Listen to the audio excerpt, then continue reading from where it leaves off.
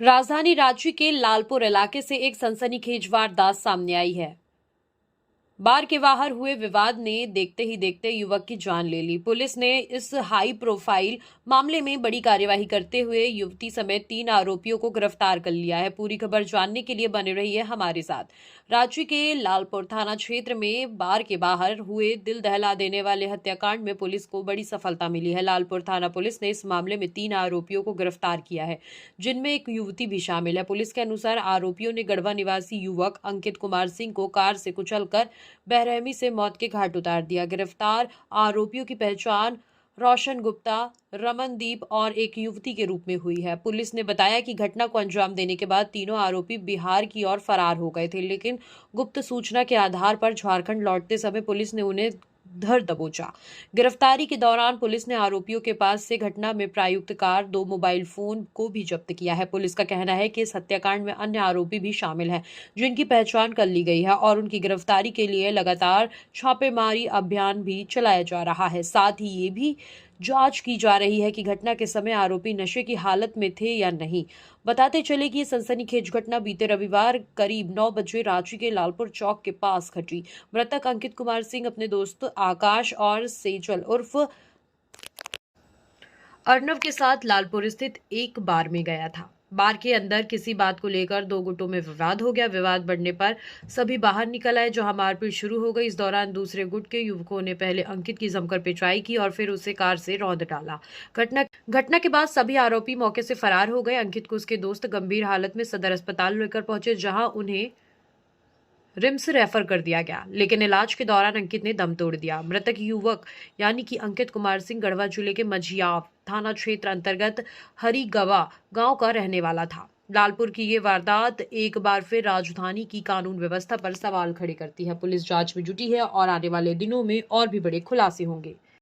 इसमें 4 जनवरी की रात को एक घटना हुई थी लालपुर चौक के पास, जिसमें एक मून टाउन जो डिस्को बार है वहाँ उसके बाहर की एक घटना की जानकारी पुलिस को मिली थी। और ये जानकारी मिली थी कि एक व्यक्ति जो है उनको एक गाड़ी के द्वारा कुचल दिया गया था और उनको फिर उसके पश्चात उनके जो साथी थे वे उनको सदर अस्पताल लेकर गए। बट सिचुएशन उनकी क्रिटिकल थी, तो सदर अस्पताल से फिर उनको रिम्स में रेफर कर दिया गया और रिम्स जाने के क्रम में उनकी मृत्यु हो गई। फैमिली जो थी, उनके जो साथी थे, जो विक्टिम थे, वो डायरेक्ट अपने जो विक्टिम थे उनको डायरेक्ट लेकर उनका जो होम टाउन है वहाँ लेकर वापस चले गए थे। फिर वहाँ 0 FIR रजिस्टर करी गई गढ़वा में और वहाँ से फिर केस को ट्रांसफर कर दिया गया लालपुर थाना अंतर्गत रांची जिला।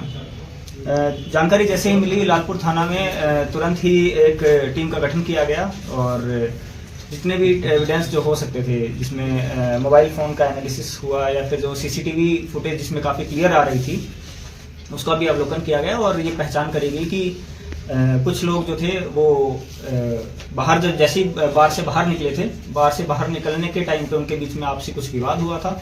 उस विवाद के बाद उसमें लड़ाई झगड़ा भी हल्का फुल्का हुआ था, जिसकी CCTV फुटेज भी सामने आई है। और उसी झगड़े के बीच में ही एक व्यक्ति जो है रोशन प्रसाद जो है, उन्होंने अपनी गाड़ी निकाली और जो विक्टिम है जो अंकित, उनको गाड़ी से कुचल दिया।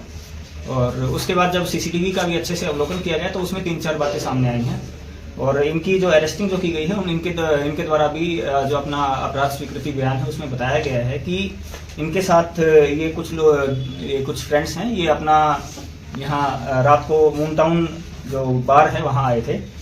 उसमें इनके साथ एक जो इनकी महिला साथी थी जिनका नाम है दिव्या भारती, उनके साथ इनके द्वारा बताया गया कि संभवतः किसी ने उनके ऊपर कमेंट्स पास किए थे और उनके द्वारा जो बताया गया है कि उनका किसी ने हाथ टच किया था। उसके बाद ये लोग बाहर खड़े थे, ये दिव्या भारती और जो इनके जितने भी साथी थे, और ये जो भी अंदर से बाहर से बाहर लोग आ रहे थे उनको पिन पॉइंट कर रहे थे कि ये था या ये था, ये नहीं था। इसी क्रम में जो रोशन प्रसाद जो है, उन्होंने जो विक्टिम है वो अपने साथियों के साथ बाहर आ रहे थे, उनको पिन पॉइंट किया कि ये था। वो भी नशे की हालत में थे संभवतः है, तो उन्होंने भी बोला कि तुम मेरी तरफ ऐसे उंगली क्यों कर रहे हो।